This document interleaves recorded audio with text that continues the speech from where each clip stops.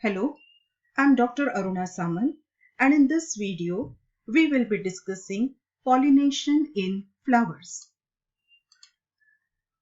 In this LS of flower, we can see male part of the flower and female part of the flower. The male part has this stamen and fertile anther. The female part has this pistil, which has fertile part ovary containing ovules.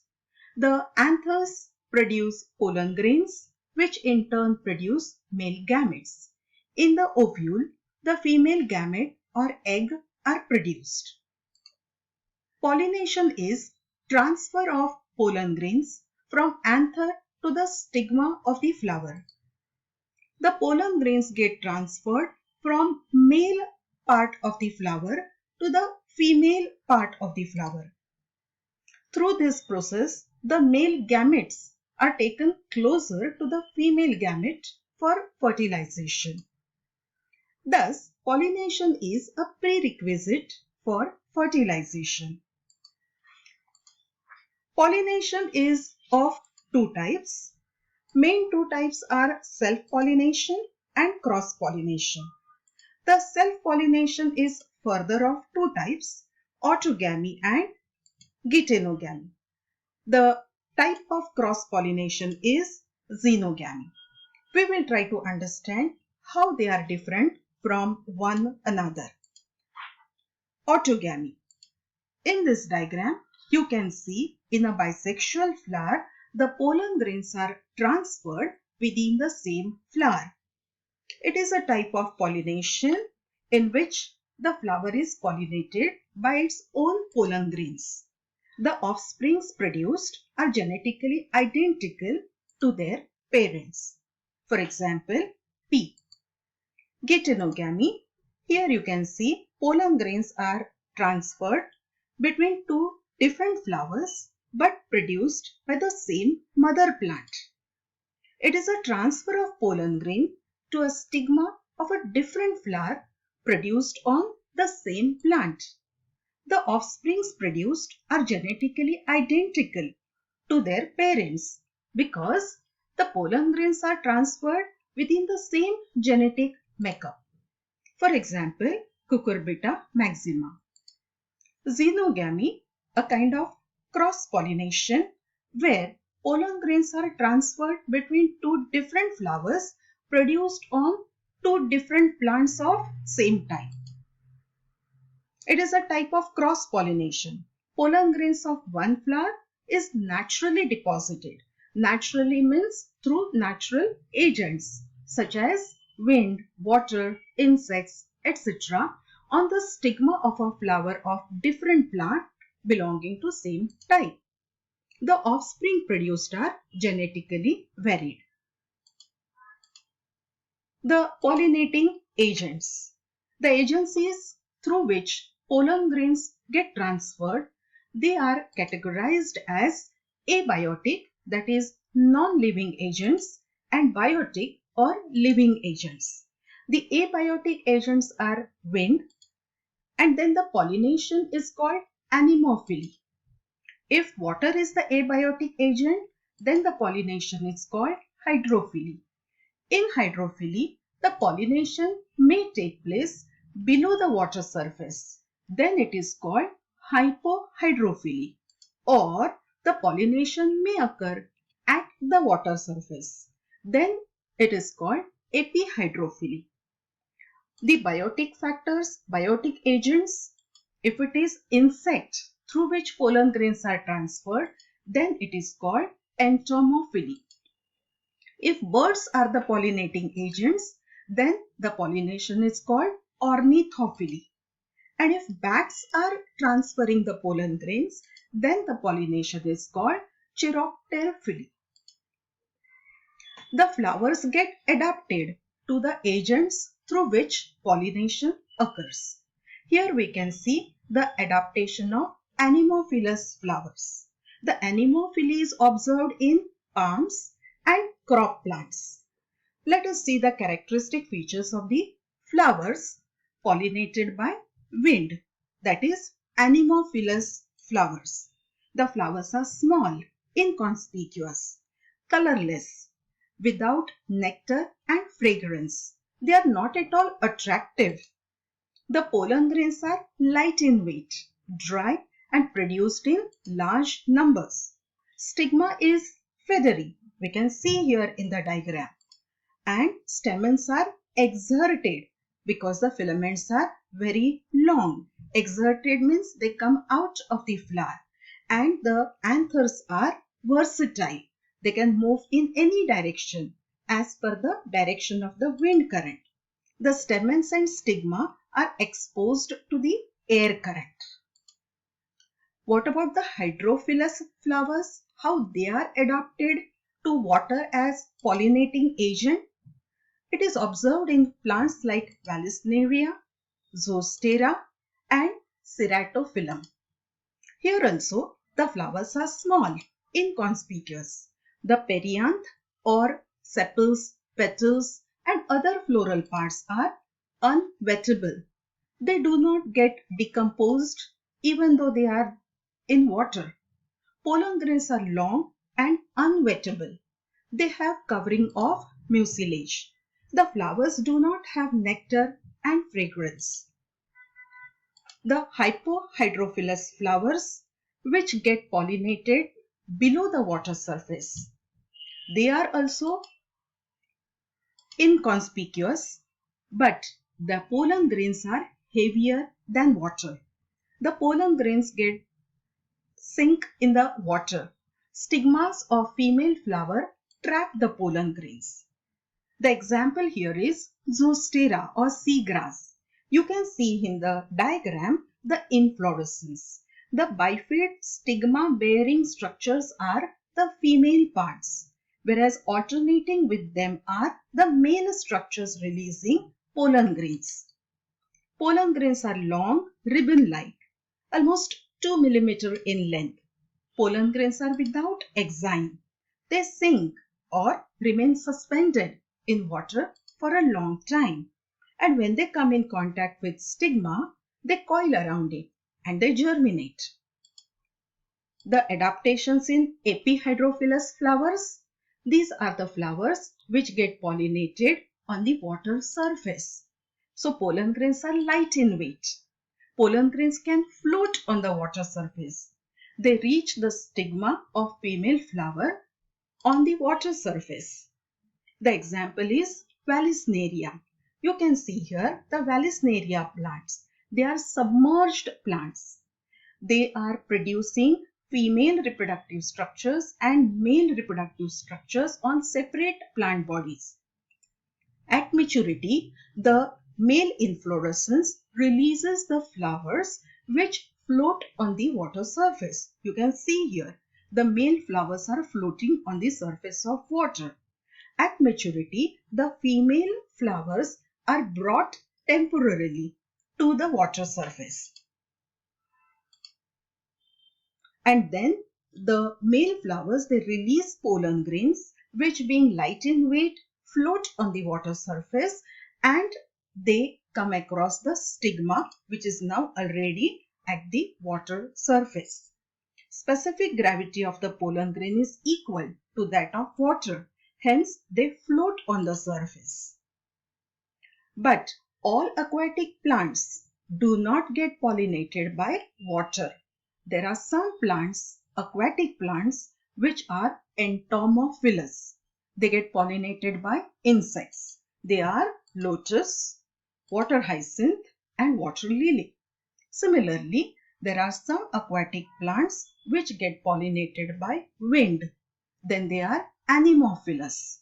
For example, Potamogeton and Halogaris. Let us talk about entomophilous flowers getting pollinated by insects. Examples are jasmine, salvia, rose, and centrum.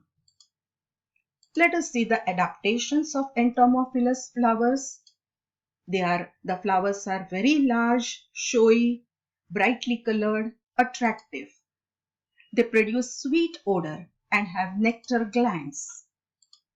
The stigma is rough due to presence of hair or is sticky due to mucilaginous secretion.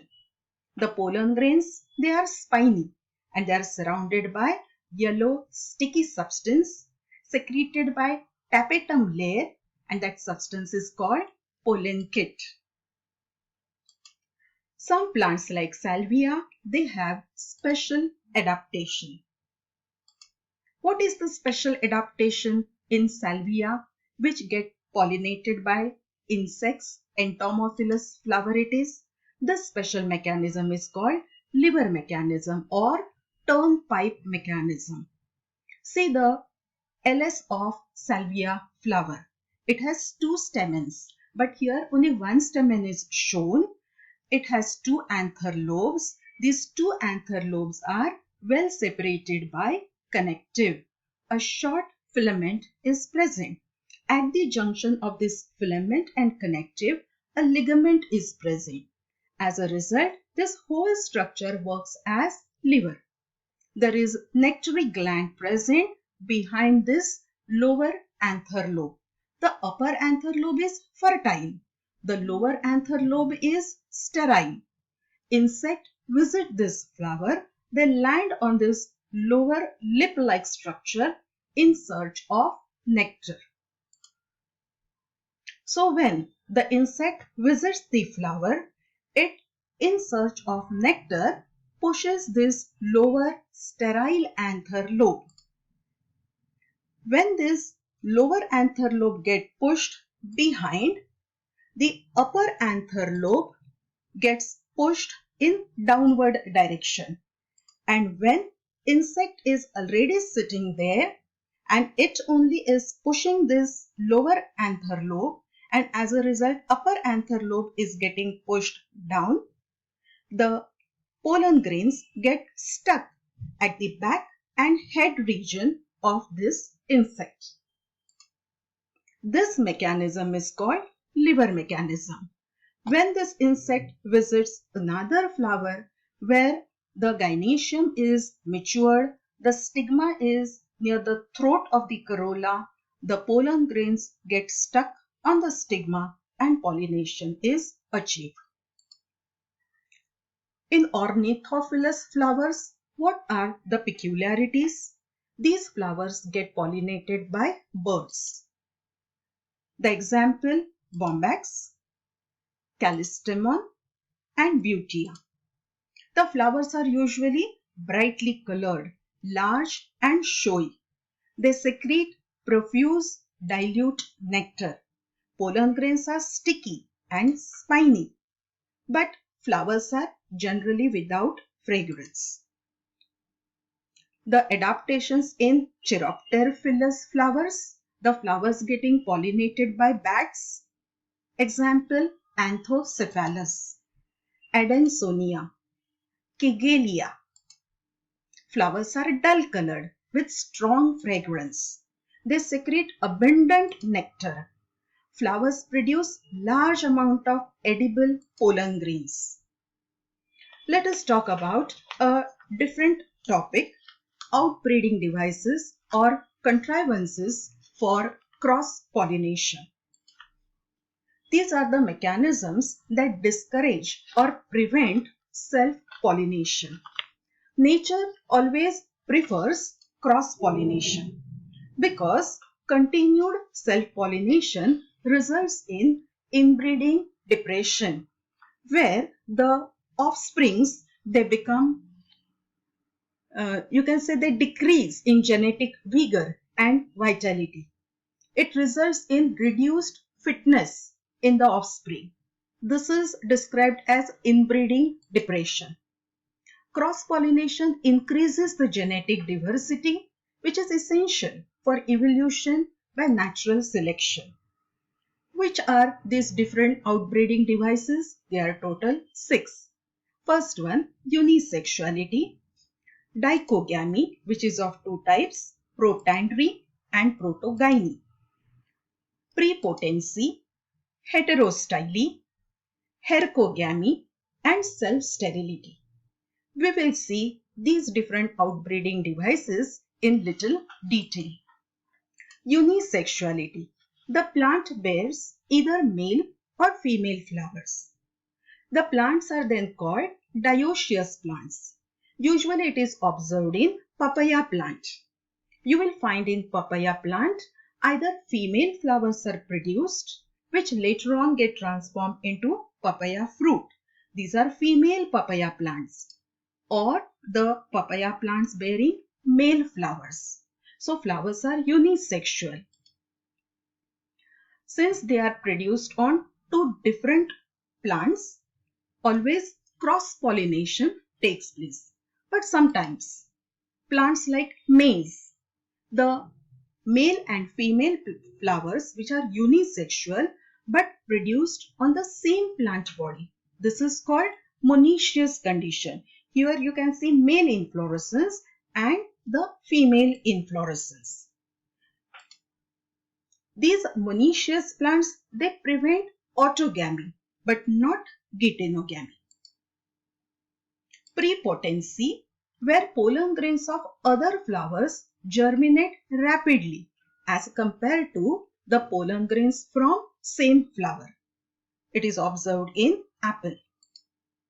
Dichogamy. In a bisexual flower, anthers and stigma mature at different times. Protandry, when the androecium matures before gynoecium.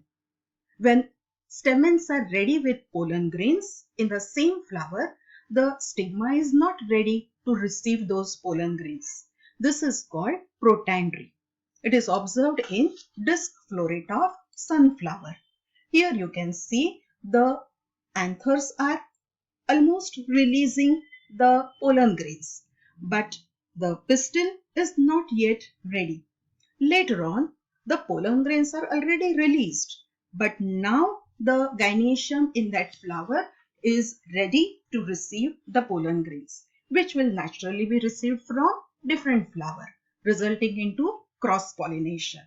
If opposite situation happens where gynoecium matures earlier than androecium, then it is called protogyny. It is observed in gloriosa. Here you can see the pistil, the gynoecium is mature, and later on the androecium matures. This is called protogynous.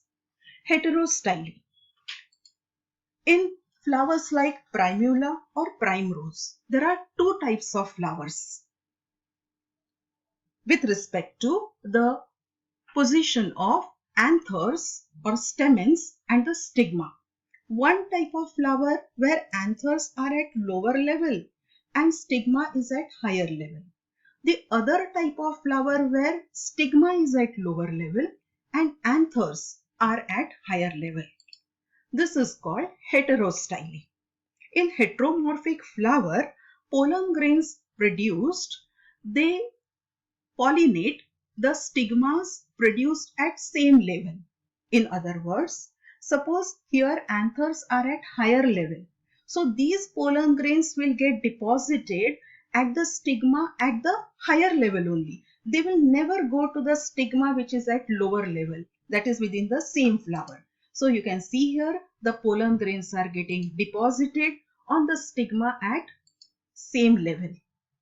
Whereas these pollen grains which are produced at lower level, they will get deposited on the stigma which is also at lower level. And this always results in cross-pollination. This prevents the self-pollination. Hercogamy. It is a mechanical device in a bisexual flower where physical barriers are naturally present between the two sex organs. Naturally, it avoids the pollen's contact with the stigma of the same flower.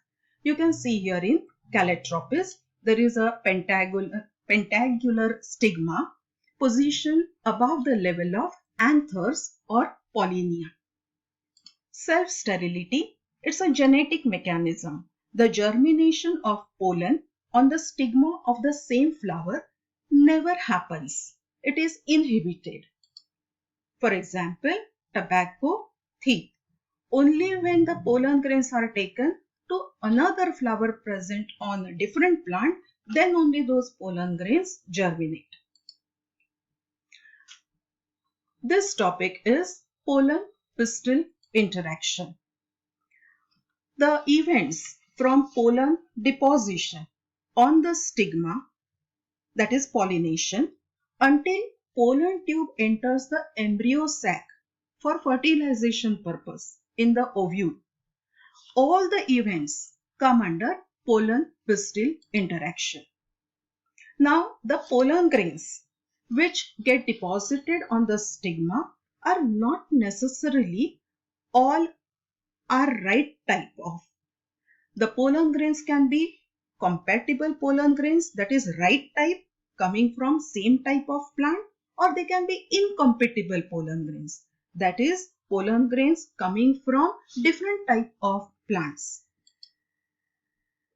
So when pollination takes place, the compatible pollen grains get deposited and also incompatible pollen grains get deposited. But the stigma has a capacity to recognize the right and wrong type of pollen grains. This is with the help of certain chemicals, and the right type of pollen grains are accepted, the incompatible pollen grains are rejected. Once the acceptance or rejection is done, then the right type of pollen grains or compatible pollen grains, they undergo germination. Pollen tube gets formed and the content of the pollen grain enter that pollen tube, and then further growth of that pollen tube occurs through the stigma and style towards the ovary. Once the pollen tube reaches ovary, the pollen tube enters the embryo sac through synergid. The synergid has filiform apparatus. Here you can see the filiform apparatus which directs the pollen tube towards the egg. This is called guidance. So first, after pollination, there was recognition, then there was growth, that is interaction between the pollen tube cells and the cells of the style, and then there is guidance given by filiform apparatus. Thus, during pollen-pistil interaction, it's a continuous dialogue between pollen grain and the pistil, which is mediated by chemical components. These chemicals are mainly secreted by tissues of the pistil in response to the presence of pollen. What is the significance of this pollen-pistil interaction? The knowledge gained in this area has helped the plant breeders in manipulating these interactions to get desired hybrids.